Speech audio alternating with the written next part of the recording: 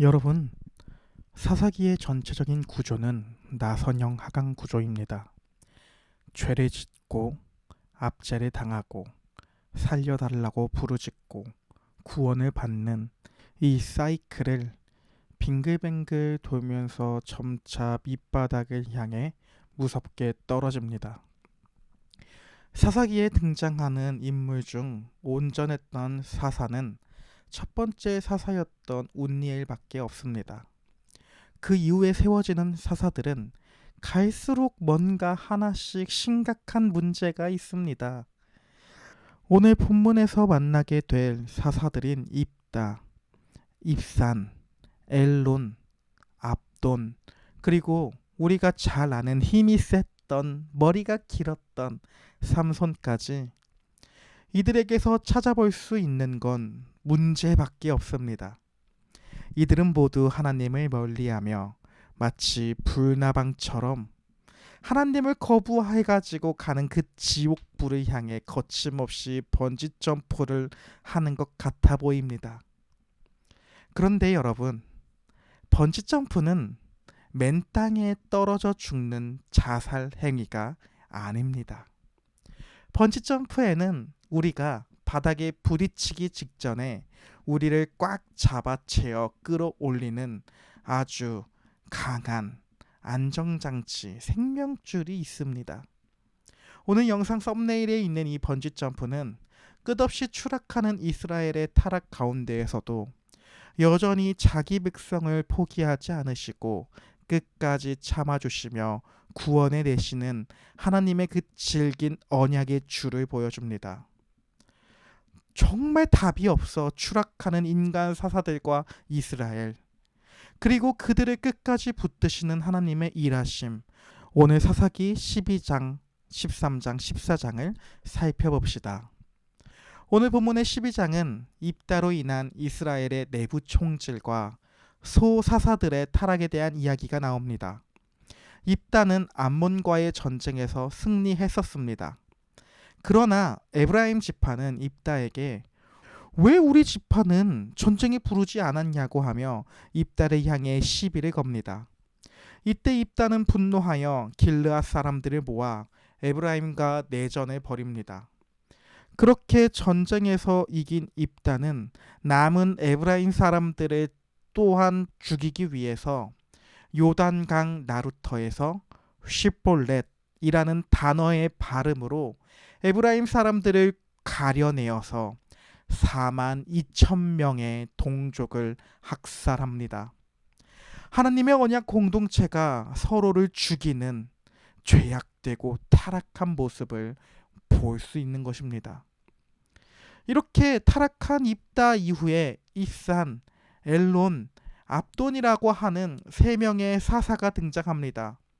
이때 입산과 압돈은 수많은 자녀를 이방 민족과 정략 결혼시키고 70마리의 나귀를 태우는 등의 사사 직분을 이용해 개인의 부귀영화와 가문의 세력을 확장하는 하나님의 뜻대로 이스라엘을 통치하는 재판관, 그 사사의 모습은 없고 타락한 모습만 보여주고 있습니다. 이 사사들로 인해 이스라엘이 얻은 평안에 대한 이야기는 나오지 않습니다. 사사가 사역을 하면 평안해야 되는데 평안에 대한 이야기가 나오지 않는 것입니다.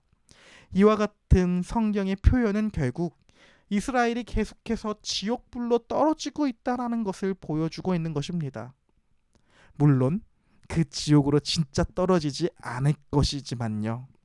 어쨌든 이렇게 12장의 이야기가 마무리가 됩니다. 사사기 13장에서는 이제 삼손이라는 새로운 사사가 등장합니다.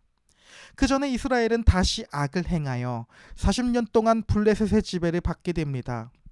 이때 여호와의 사자가 임신을 하지 못했던 마노아의 아내에게 나타나 이 아기는 모태에서부터 하나님께 바쳐진 나실인으로서 이스라엘을 블레셋의 손에서 구원할 사람이라고 말을 합니다.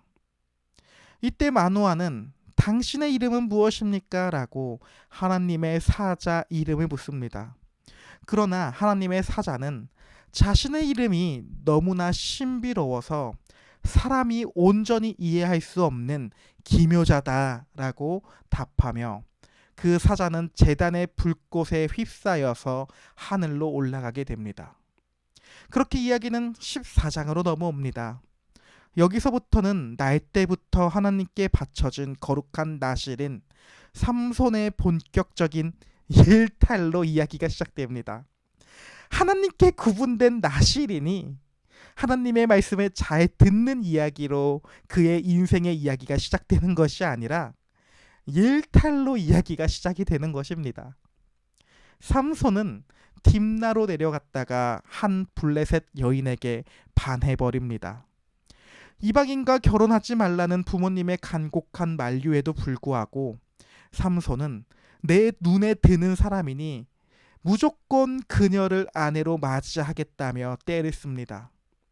그런데 삼손이 부모님과 함께 딥나로 내려가던 중 포도밭에서 으르렁거리는 젊은 사자를 마주치게 됩니다. 이때 여호와의 영이 삼손에게 강력하게 임재하셨고 삼손은 마치 어린 염소를 찢듯이 맨손으로 그 사자를 찢어 죽여버립니다. 하지만 그는 이 엄청난 괴력을 부모님께 비밀로 합니다. 시간이 흘러 삼손이 그 여인과 결혼하기 위해 다시 딥나로 가던 길이었습니다. 문득 자기가 죽였던 사자가 생각나 그 사체를 찾아가 보니 놀랍게도 그 죽은 사자의 몸 안에 벌떼와 꿀이 가득한 것을 보았습니다. 삼손은 그 꿀을 손으로 덥석 떠서 걸어가며 먹었고 심지어 부모님께도 가져다 드려 이 꿀을 먹게 합니다. 나시리는 절대로 해서 안 되는 행동 중 하나를 삼손은 한 것입니다. 나시리는 절대로 죽은 시체를 가까이 해서는 안 된다라는 율법이 있었습니다. 하지만 자신의 욕망에 충실했던 삼손은 그 거룩한 규례를 아무렇지도 않게 깨트려 버린 것입니다. 이후에 딥나에서 본격적인 혼인 잔치가 열립니다. 블레셋 사람들은 30명의 청년들을 들러리로 세워 삼손과 함께하게 했습니다. 잔치 분위기에 취한 삼손은 그들에게 값비싼 리넨 셔츠와 나들이 옷 30벌을 건 거액의 내기 수수께끼를 냅니다. 먹는 것에서 먹을거리가 나왔고 강한 것에서 달콤한 것이 나왔다. 바로 자신이 맨손으로 찢어 죽인 사자와 그 안에서 퍼먹은 꿀의 경험을 바탕으로 낸 은밀한 문제를 그들에게 수수께끼로 내는 것입니다. 블레셋 청년들은 3일이 지나도록 도무지 답의 갈피를 잡지 못했습니다. 결국 다급해진 블레셋 사람들은 7번째 날 삼손의 아내를 찾아가 정답을 알아내지 않으면 너와 너 아버지의 집을 몽땅 불태워버리겠다며 잔혹하게 협박합니다. 겁에 질린 아내는 삼손의 가슴에 얼굴을 파묻은 채 울며 자기를 사랑하지 않는다며 며칠 내내 남편을 달달 볶습니다. 부모님께도 말하지 않았던 비밀이었지만 결국 아내의 끈질긴 눈물과 닭다리에 무너진 삼손은 정답을 알려주고 말았고 아내는 곧바로 그 답을 블레셋 청년들에게 몰래 누설해 버립니다. 약속한 7일째 해가 지기 직전 블레셋 사람들이 의기양양하게 다가와 무엇이 꿀보다 달콤하며 무엇이 사자보다 강하겠느냐라고 하며 정답을 맞춰버립니다. 아내에게 철저히 배신당했다라는 사실을 깨달은 삼손은 너희가 내 암송아지 같은 아내를 데리고 밭을 갈지 않았더라면 결코 내 수수께끼를 풀지 못했을 것이다 라고 하며 뼈 있는 분노를 터뜨립니다. 그때 다시 한번 여호와의 영이 삼손에게 임재하십니다. 분노가 폭발한 삼손은 그 길로 아스글론이라고 하는 곳까지 내려가 블레셋 사람 30명을 단숨에 쳐 죽이고 그들의 옷을 빼앗아 돌아옵니다. 그 피 묻은 옷들로 수수께끼를 마친 사람들에게 내기빛을 갚아버린 것입니다. 배신감과 노여움으로 불타오른 삼손은 아내를 내버려 둔 채 자기 아버지의 집으로 휙 돌아가 버렸고, 홀로 남겨진 그의 아내는 삼손의 결혼식 들러리를 섰던 가장 가까운 친구의 아내가 되어버리는 비극적인 누구 하나 승자가 없는 이야기로 오늘 본문의 이야기가 마무리가 됩니다. 그렇다면 이렇게 죄악으로 번지점프를 하고 있는 사사기의 이야기에서 예수 그리스도를 어떻게 찾을 수 있을까요? 첫째로 신비로운 이름 기묘자이신 예수 그리스도이십니다. 13장에서 삼손의 부모에게 나타난 여호와의 사자는 자기 이름을 기묘자라고 말합니다. 기묘자라는 단어의 뜻은 사람의 머리로는 온전히 이해하지 못하는 신비로운 분이라는 뜻입니다. 그리고 이 단어는 이사야 9장 6절에서도 다음처럼 나옵니다.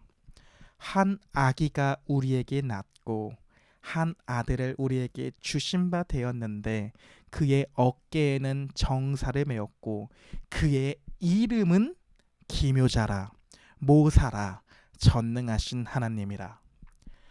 이사야서에서 말하는 기묘자라는 이름은 결국 신약에서 자기 백성을 저희들의 죄에서 구원할 뜻인 예수라는 이름으로 완성이 됩니다.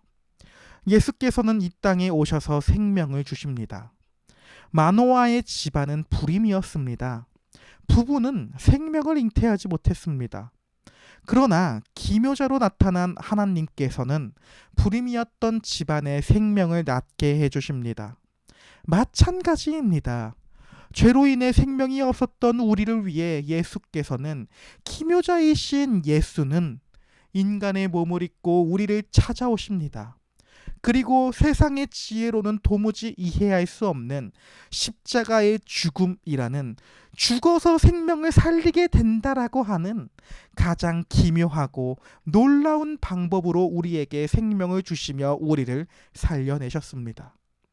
둘째로 타락한 인류의 역사 가운데에서도 일하시는 하나님의 섭리와 그 일하심의 절정인 예수 그리스도입니다.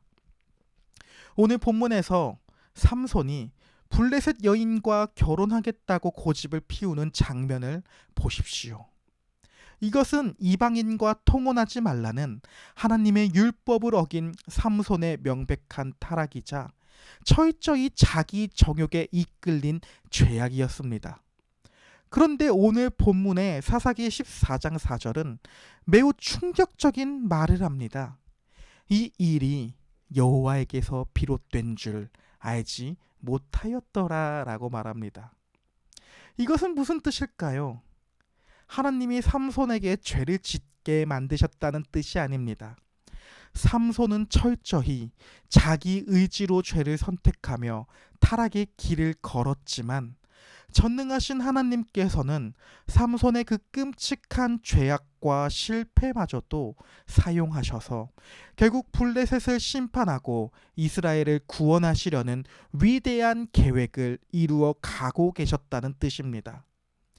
인간의 끊임없는 타락 속에서도, 자기 백성의 끊임없는 불순종 가운데에서도 하나님의 일하심은 단 한순간도 멈추지 않았던 것입니다. 이렇게 타락한 인간의 악을 사용하셔서 구원을 이루어내시는 하나님의 큰 일은 예수 그리스도의 십자가에서 완벽한 절정을 맞이합니다. 사랑하는 여러분, 우리 예수께서 어떻게 십자가에 달리셨나요? 은 30양에 스승을 팔아넘긴 가롯 유다의 탐욕, 예수님을 시기했던 종교 지도자들의 악독함, 자기 권력을 지키려고 했던 빌라도의 비겁함 때문이었습니다. 하나가 모두 다 추악한 인간의 죄를 보여줍니다. 그러나 하나님은 인간들이 저지른 이 역사상 가장 끔찍한 살인사건마저도 철저히 주관하셔서 죄와 사망을 깨뜨리시고 우리를 영원히 살려내시는, 우리에게 생명을 주시는 가장 위대한 구원의 사건으로 완벽하게 뒤집어 버리시는 것입니다. 악을 선으로 역전시키는 하나님의 기묘 같은 이해할 수 없는 섭리인 것입니다. 오늘도 우리가 우리의 삶을 살아가다 보면 혹은 우리가 살아온 인생을 다시 한번 생각해 보면 우리는 하나님을 늘 멀리하는 것 같아 보입니다. 마치 삼손처럼요. 그리고 또한 우리가 볼 때에 이 세상의 역사가 정말 답도 없이 지옥으로 추락하고 있는 것처럼 보일 때가 있습니다. 그러나 낙담하지 말고 실망하지 맙시다. 하나님은 타락한 우리의 역사 한가운데에서도 지금 이 순간에서도 여전히 일하고 계십니다. 그리고 하나님께서는 마침내 모든 악을 비웃으며 하나님의 큰 일을 이루실 것입니다. 그리고 그 일은 이미 십자가에서 완성이 되었습니다. 이러한 전능하신 하나님의 섭리와 우리를 위해 이 땅에 오신 참된 사사이시며 완벽한 사사이신 예수 그리스도를 의지하며 살아갈 수 있는 오늘 하루들이 될 수 있기를 또한 기도하고 소망합니다. 힘냅시다.